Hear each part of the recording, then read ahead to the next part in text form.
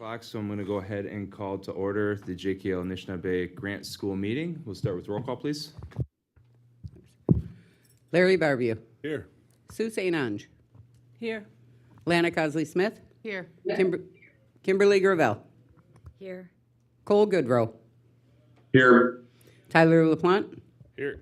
Kimberly Lee. Ashley Gravel. Here. Michael McCurchie. Rob McGrory. Aaron Paymont.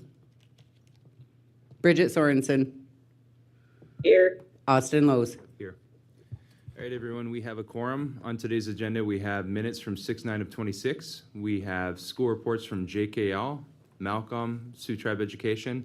With that, I'd like to entertain a motion to accept the agenda. Motion by Larry. Support by Kim Gravel. Any discussion on the proposed agenda? Hearing none, those in support signify by saying aye. Aye.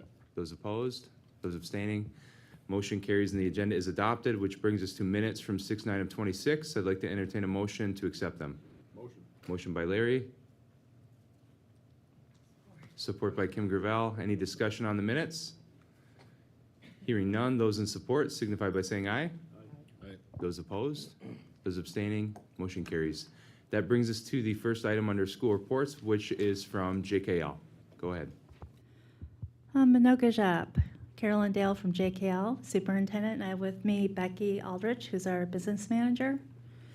I want to talk a little bit about summer school first. You've got my formal report, so I won't go through that too much, maybe a little bit, but things are going really well at summer school. We have a 255 enrollment, and Sioux Tribe has offered to allow us to be a subgrantee for some MyLeap funding for $14,000, so we're very happy about that. And so Miigwech for involving us in the MyLeap grant, much appreciated.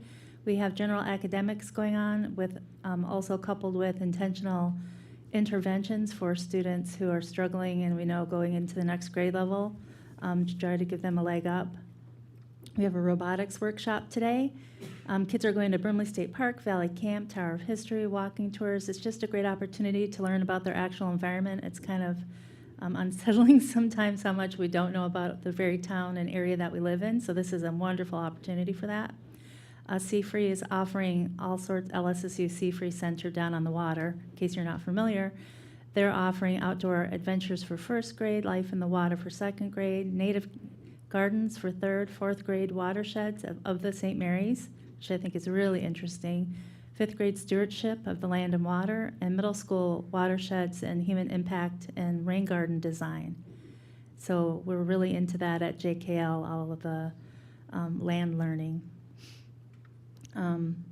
You already have the report about all the facility projects going on.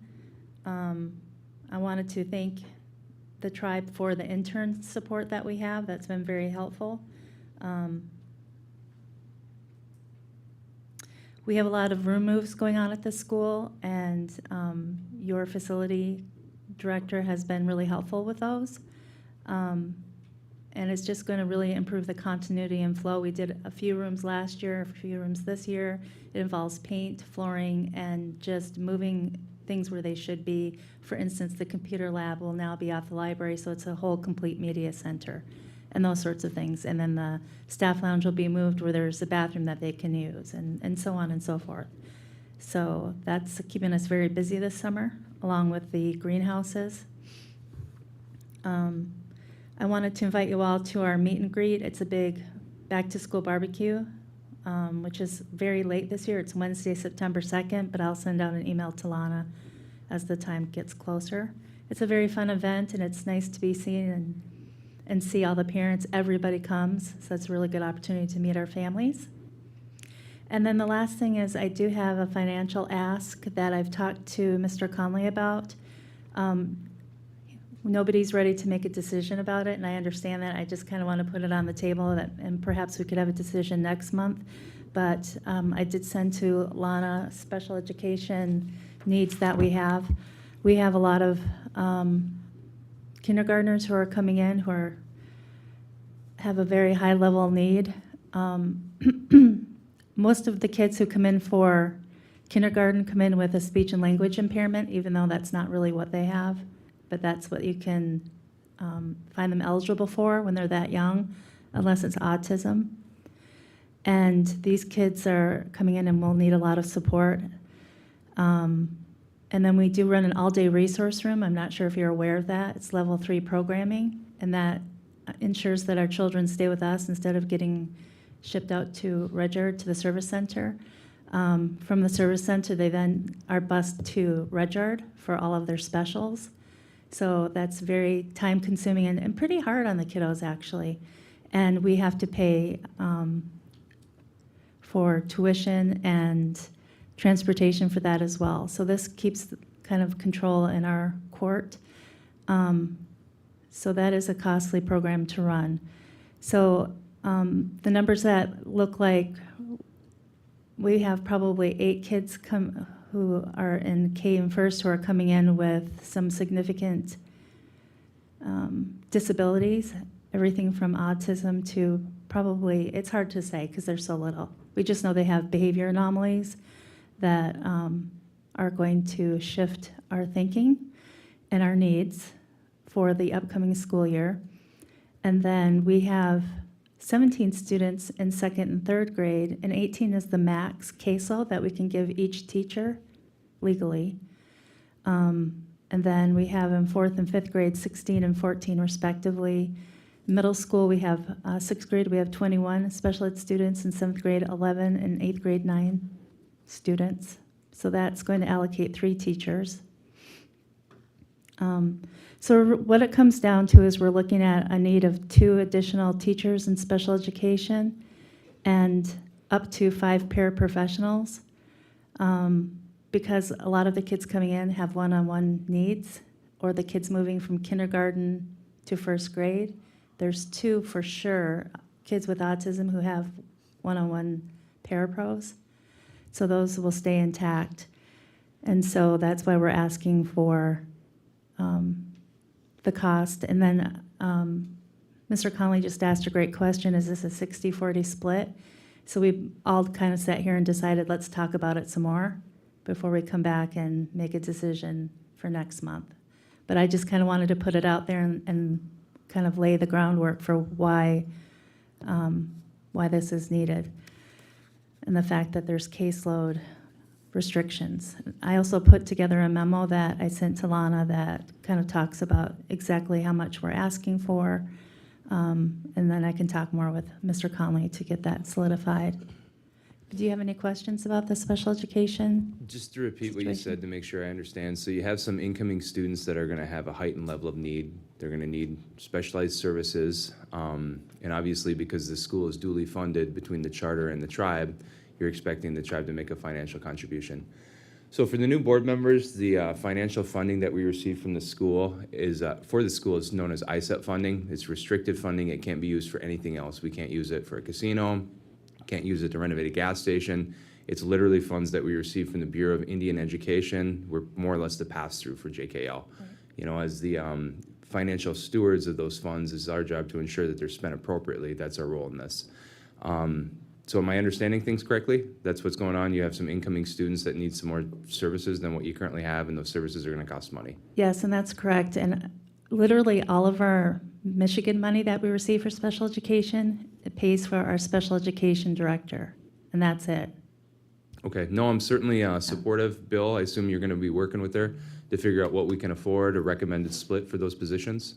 Absolutely. Okay. We talked a little bit about it this morning, and then we've traded some emails about it. And I'd like to get a handle on where last year ends up, and then what anticipated funding we have. To be frank, we are in the black when it comes to special ed funds from the Bureau. We usually have to transfer the at least the 15% that's in ISEP that can be used for special ed and some more. So I haven't put all that number together. I need June's numbers, and then I hope fairly soon that we would get an idea of what our level of funding we have this year, 26, 27, We did get some funds already, but they did not include any special ed funds yet. Okay, I appreciate that. Any questions, comments, thoughts from the board? And again, they're not seeking an answer on this right now, but just for us to think about this, and hopefully we can give them some direction and maybe pass something next month. I have one quick comment, and that is in either November or December, depending on what the Bureau's timeline is, we can apply for additional funds for the students who are coming in with these high-level needs. Depending on the eligibility, there's a formula, and we would get additional funds based on the formula for each additional student who came in this year. Okay, thank you. Mhm. Okay, questions, comments, anybody? Okay, anything else to go over in your report, Dr. Dale? No, thank you. Unless there's any questions? Okay, I don't see any, so that moves us to Malcolm High School's report. Sandy? Good morning. Can you guys hear me? We can, how you doing? Okay, I'm doing well. I finally got a couple weeks off for summer, but my next 2 weeks are going to go by quick, and I'll be right back in the building and back to the grind. So, Nice. just want to say welcome to our new board members. My report is obviously very short today because we've been out of school since we met last. I was able to attend a wonderful conference. Our admin team attended an HRS conference in Florida. And 2 of the sessions I went to were specifically about working with children in poverty.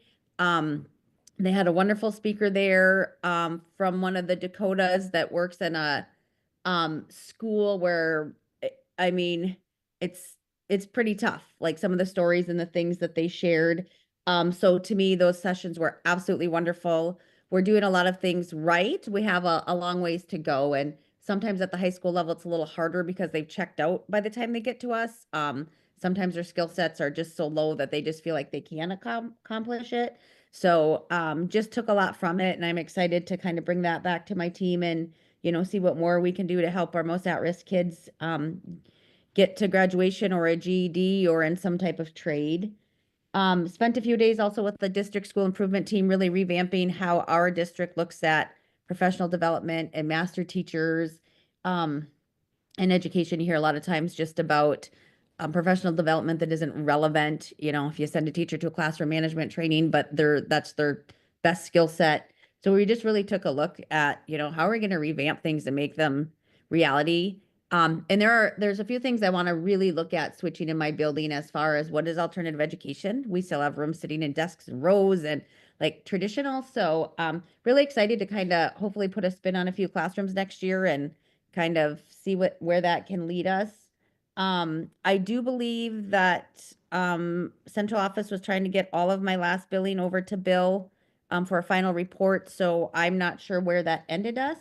And then again, just hoping that there will be some type of funding for next year and waiting on that. So that's my report today. If anybody has any questions. Okay, I appreciate it. Any questions, comments, anything at all for Sandy? Sandy, this is Bill. I did just send Karen a request for the billing, so that's good timing on your part. Thanks. Yeah, she had asked me to have it done by the 10th so she could get it to you. So she should be getting it over shortly then. Great, thank you. All right, thank you, Sandy. Have a good day.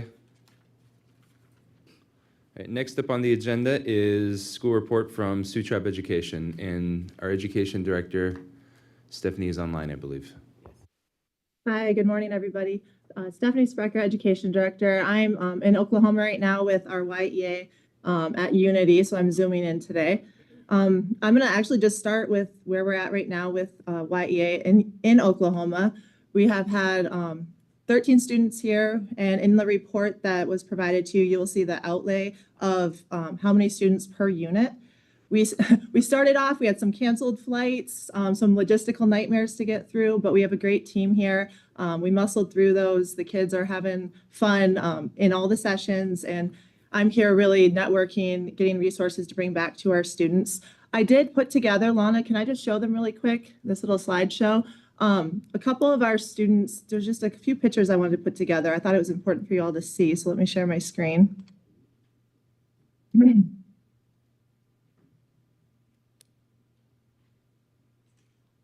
So you'll see here, our students are fully immersed here. So I wanted to put together just a little slideshow so you could see if it'll go up here. But We have William Ruthroff. He's in our Unit 1, and he is actually was able to partake in the Unity Drum the entire time. He also participated in the talent show. He got up and did a song. The entire auditorium was dancing and singing, and so it's really, really awesome to see us, our students representing us, which is the intent of this conference. We have Adeline Derwin here, and she's right in the middle. She was chosen, she went through several rounds of auditions to model in a designer fashion show. So the designer she modeled for was Norma Baker Flying Horse, and you'll see her here, and then it's hard, right here, you'll see her. It's a little bit harder to see that one. So our students are doing amazing, getting fully involved. These are a couple group pictures we had of our entire group. We had Director McGrory and Director Paymont were here. I think they're both traveling back right now. But we had a parent chaperone, TJ Derwin. We have some of our staff and all of our students here. So they're doing amazing. We have just a couple pictures here. We had Orange Shirt Day, Red Shirt Day. This was at the gala. We all dressed up in fancy clothes and we ate, and there was awards and performances. So that was a really cool experience. And then this was in the grand entry. So these are our students carrying our flag through the grand entry. They did a great job representing us. And so I just wanted to show that and how fully immersed here our students are. And I can't give our staff, so I'm trying to get off the share. I don't know if I can, Lana, but just how great they're doing and how fully immersed, and our staff is just doing amazing, given some of the logistical, like I said, flights canceled. So I will move on from that. I just want to get into some of these. You do have my report, some of these main highlights. I do want to note that last month, direct supervision was transferred to Ashley Milkey, our assistant education director, and she is here as well. She's also on the call listening in. But that transfer happened, and it's the first of probably several other supervisory workload distributions, as she's been in the role about 6 months now, so we're starting to make those changes. Moving into our summer programming at each site, in full throttle. Actually, some go end the end of July, some end the beginning of August, and then they'll be preparing and getting ready for the fall after school program and other activities. We are working on the youth empowerment powwow with the travel and all that. The flyer's a little bit delayed, but we're going to be getting that out, and that's going to be August 1st, and that is in Escanaba this year. So more details. I know it's coming up quick. More details will get out. I think they're working on the flyer this weekend to get that out. But Sarah Hoffmeyer has done a great job. She's planning all of that, so we'll have more details to follow. YEA staff and students will be attending in collaboration with Language and Culture, the Culture Camp at the Clear Lake Campground, and that is next weekend, July 24th and 25th. And then in the report, you'll see some current vacancies we're working through. I won't say them all here. I just will note, and Dr. Dale had noted this earlier, we have struggled a bit getting some staff in Marquette for the summer. So unfortunately, we were unable. We had just created that new program for the summer. We were unable to kickstart that. We worked with MyLeap. We're hopeful. We've been doing interviews to get those staff for the fall, for the after school. So we're pretty confident for the fall, but we had those excess funds that were allocated to Marquette. So Ashley did a great job with Lisa, and they met with MyLeap, and that was determined that we could give those funds to JKL. So that is what Dr. Dale was speaking of. So we're really grateful to be able to provide additional funding for their summer school in hopes that we'll continue this collaboration as we should be going forward. I kind of skipped over a couple in the beginning here. I just want to note, because I skipped right to YEA from my report, elder employment. On that first page of the report, you will see that we do have several vacancies there. At the last meeting, I did not know the exact placements where those would be, and you'll see there that in Unit 1, that is posted right now for a elder worker in purchase referred care, and that position will be working with everybody, all tribal members across the entire service area. Unit 2, in the elder division, transportation driver in Hessel. Unit 3, elder division, elder meal program aide in St. Ignace. And then Unit 5, the YEA elder worker in Marquette. And they will assist in preparation and in the fall, all of with our YEA program. They need a lot of help out there, as well as anything else that's needed at that center. The TED grant, which we had posted for the last semester, we got a huge influx of applications, and we did end up closing that early from the deadline. And so staff are working on finishing that up. We have a couple, 2-3 sets of eyes on every application and award for eligibility, and we will be hopefully proceeding here with those funds. We are keeping an eye out for a notice of funding award or funding for the next fiscal year. As of right now, it hasn't been released, but every day we have staff with eyes on deck looking so that we don't miss that opportunity to apply again. I'm skipping back to the second page. Our internship program, that is in full swing. As you know, they all came and met you in June. And they also, there's some pictures on there of other activities they've been doing. They went with natural resources to the pond, to rear fish. They actually yesterday had a full day with Deb Pine and Yvette in language and culture. So they're doing lots of activities on top of working. Moving on to early childhood, we finally, since last fall, with a lot of the federal landscape last fall, we struggled getting a consistent program specialist.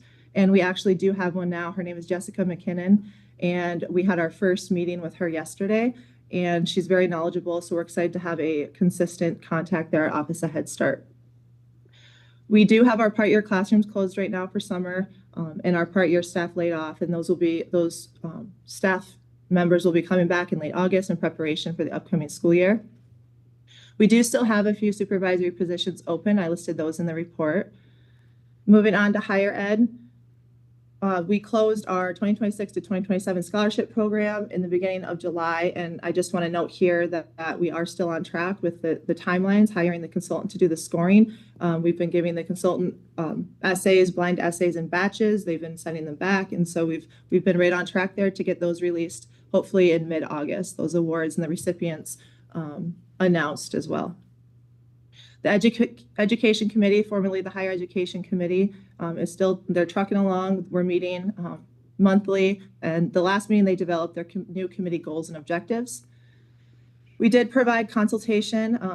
I'm doing this on a routine basis here with schools, and we had one with Marquette on June 23rd. So that was really great. We had a really good discussion about how we can continue to partner moving forward and really getting more immersed in the Marquette school. So that went really well. Special needs scholarship, Jessica presented this on my behalf at the last board meeting. Thank you for approving that and reestablishing those scholarships. Now that they're approved, we have already developed the application and the instructions and all the guidelines, and we will, when I return, work on getting those released, and those will be published simultaneously but separately. So there'll be a flyer for each, and those will be for at-large members as well. So we will get that out upon my return. Strategic planning. Well, you'll see in Youth Development Fund above that in the report how many, it's a slow time of year right now. So I anticipate that picking back up as we get closer to the fall here.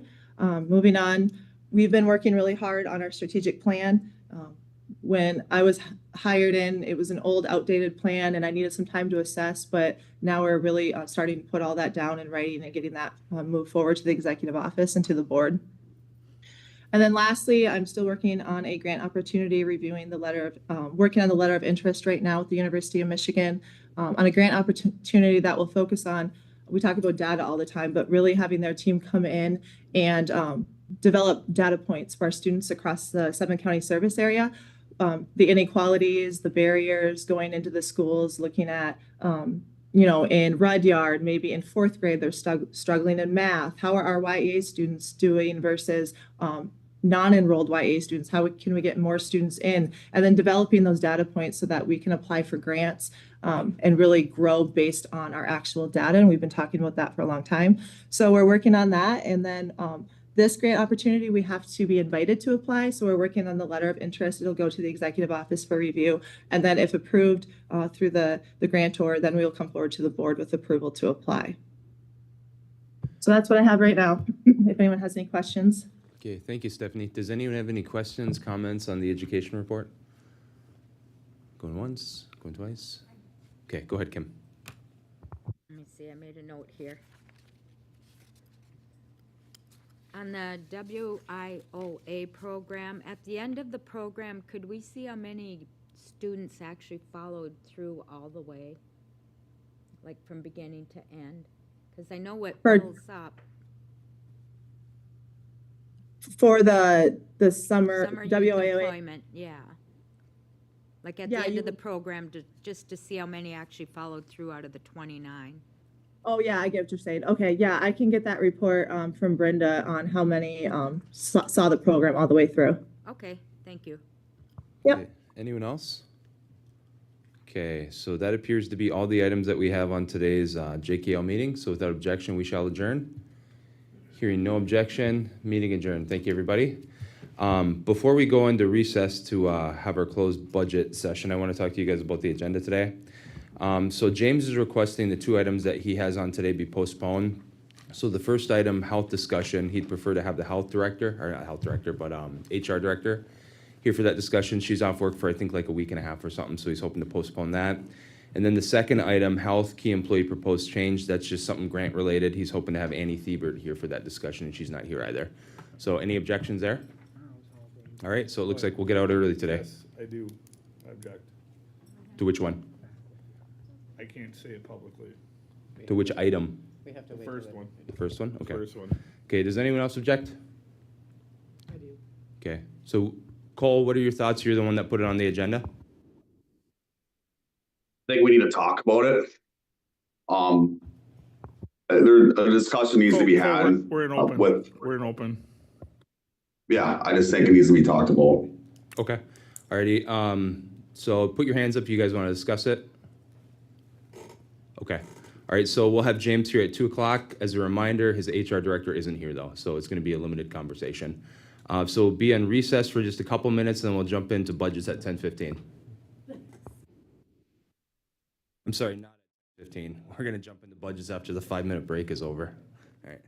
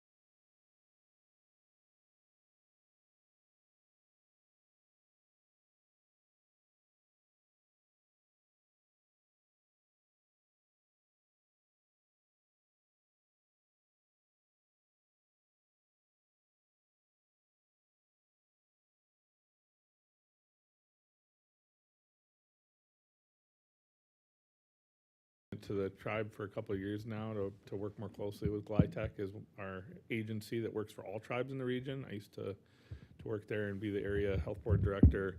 So just curious, like, are you offsetting your current costs with this to get this spent down and then continuing to spend your current costs? Yeah, well, our current cost that was budgeted for 1080 for the year was pretty minuscule. I mean, it was $15,000 per unit in the outlining units for the whole year, which is $1,250 a month. And if you have a unit like Unit 5, where you're splitting that between two communities, that's $625 a month. Well, that doesn't go a long way in terms of like promoting and having cultural activities. You know, we all know how much workshops and things and activities and supplies and materials cost. So this is simply going to be an addition. This is going to be a full-fledged like deep dive, and we're trying to immerse to get this funding spent out. So we're not offsetting the funding that we currently have. We're supplementing it. We're enhancing it. You know, to ensure that there's a bunch of activities before Halloween. Awesome. That's the best answer you could give us there. And then also, Stacy's killing it. So thank you for that. Yeah, no, we appreciate it. We appreciate the back and forth and the good communication and allowing her to get after it. So she's doing a great job. Okay, anyone else? Likewise, Cody, I was at the powwow every single day. You guys did a fantastic job. Thank you for everything that you do. Yeah, I appreciate it. You know, I have been telling everybody that has come forward. To me, the baseline for success was the fact that we were able to get things out early. The fact that you guys passed schedule season in March was huge. We knew what our budget was. We knew that we could start promoting, that we could get a flyer out, that we could start asking head staff to be involved very early before their schedules get booked by other celebrations. So that's what I can attest it to, is that the committee started planning really, really hard in January, and everybody was consistent, and we had a really good event, and can't complain. So appreciate it. Thank you, Cody. All right, final budget, telecommunications, capital expenditures. Thanks, Cody.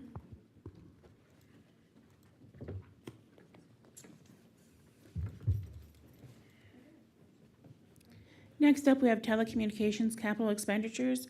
It's a request to increase their CapEx budget, $75,000. This will come from Telecom's fund balance. Telecom utilizes other revenue and fund balance, no effect on tribal support. What they plan to purchase is a Ford Transit cargo van for $75,000, and Nick is here for any additional questions. Thank you. Does anyone have questions, comments for Nick on this budget? Have a good day, Nick. All right, guys. All right, so the next item is governmental executive reports. We have reports from the general counsel, governmental CEO, CFO, and CIO. These items are closed. So we'll get closed, and then we'll seek a volunteer to go first.